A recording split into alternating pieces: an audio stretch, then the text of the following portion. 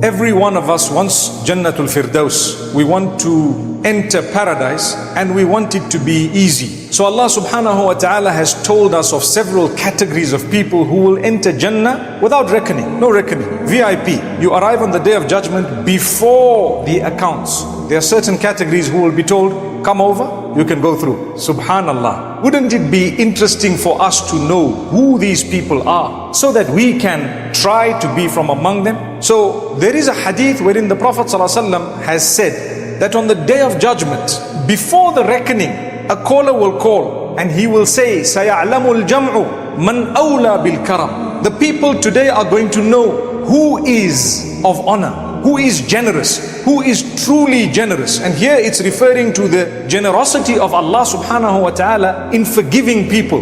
Then he will call, فَيُنَادِي مُنَادٍ. The same caller will call and he will say, أَيْنَ الَّذِينَ كَانُوا يَحْمَدُونَ اللَّهَ فِي السَّرَّاءِ وَالضَّرَّاءِ. Where are those who used to praise Allah upon all conditions, be it difficult or easy? فَيَقُومُونَ وَهُمْ قَلِيلٌ. The hadith says they will stand up and they will be few in number, not so many, and they will be told to enter Jannah without reckoning. No reckoning for you. Before we start taking reckoning, you used to thank us upon all conditions. As a result, we are giving you entry into Jannah, no reckoning. Subhanallah. Now, before I get to the next category, and I'm only going to talk of those two, let me dwell on this particular category because we can be from among those. We need to try to be from among those in the mercy of Allah. When they say wahum qalil, they are a few. You know, there have been trillions of people on earth. Perhaps if there are a few million, it might be considered they are a few, but we may be from among them. May Allah make us from among them. Thank Allah upon all conditions. Thank Allah upon all conditions. So if goodness comes to you, thank Allah. If something bad happens to you, thank Allah. People find that difficult. Sometimes you have a good deal and you are thanking Allah, it's a little bit easier. But when you have a tough day and when you've suffered a loss and when you've been through divorce and when you've lost a child and when you've had an accident and when you just simply cannot get married or you're having marital problems or, for example, you don't have children or you have struggled and suffered because of the loss of your parents and your siblings and your loved ones and whoever else it may be on earth,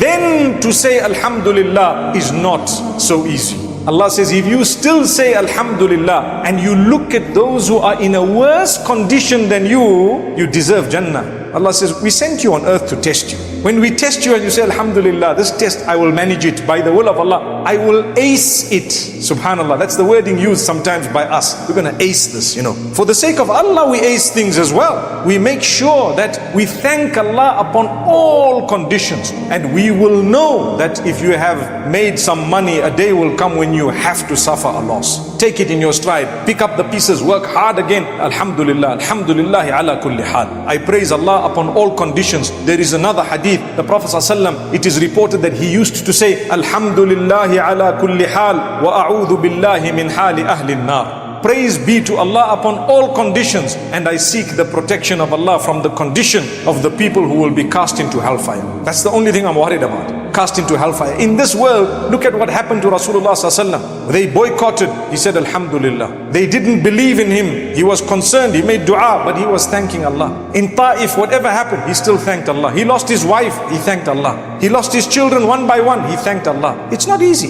You lose your child, beloved to you, your father, your mother, whoever else, beloved to your heart, to say Alhamdulillah, inna lillahi ma akhadha wa lahu ma a'ta wa kullu shay'in indahu bi ajalin musamma. Indeed, to Allah belongs whatever He gave me in the first place, it was always His. And for Him belongs whatever He took away, it was always His. He just gave me a time to be with whatever gift He gave. And Alhamdulillah, I'm thankful that He gave me. You have a father who's been with you for 10 years, 15 years. Thank Allah. Other people have had no father from the very beginning. Look at Rasulullah ﷺ. He was born, his father had already predeceased that date. It mustn't be a sense of our distress. We need to thank Allah. We need to go forth and praise Allah subhanahu wa ta'ala. This is why the Prophet ﷺ tells us that on that day, part of the generosity of Allah subhanahu wa ta'ala will be that He will call out those who used to thank Him. Now, we ask again, why will He call them out? What's the secret?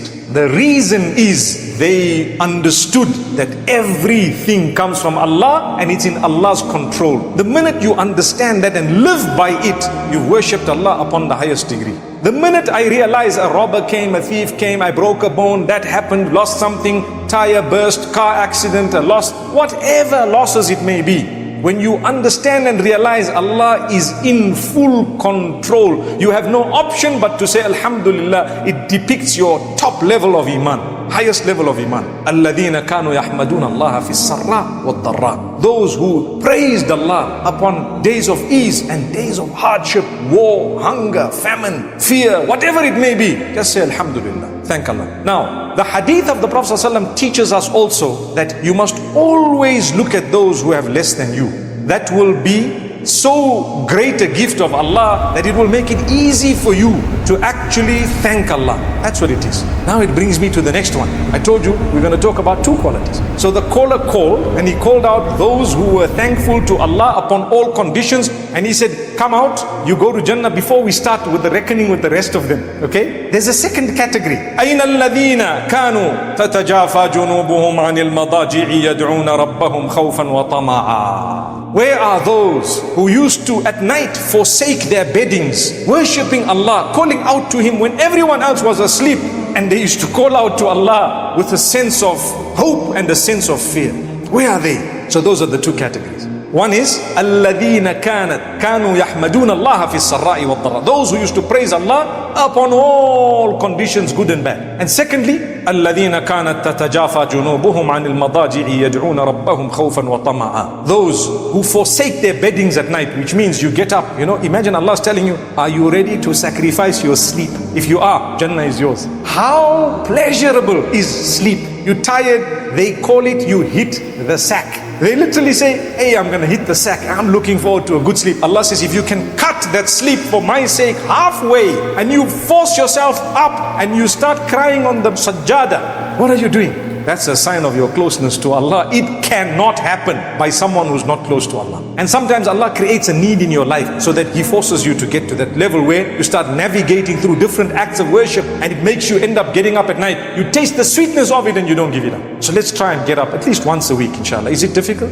Once a week. We get up at night, everyone's sleeping, cry on the musalla for a while, some units of prayer, tahajjud, and go back once a week. See how the sweetness of it will come. If not once a week, even start off once a month. Once a month. It's not too much to ask. There's nothing hard and fast to say how many days. This is just a suggestion from me. But this is when we will earn Jannatul Firdaus, and these are some of the people who can enter Jannah without reckoning, and not that they were forgiven after reckoning, but before the reckoning commenced, they were already picked out. Where are those? They stand up. They were little. So the last part of the hadith says, those who used to forsake their beddings, they will stand up as well. And they will also be few in number, and they will be told, enter Jannah before we start reckoning with everyone else. Once they go into Jannah, the reckoning will be with the rest of the people there. Allahu Akbar Kabira.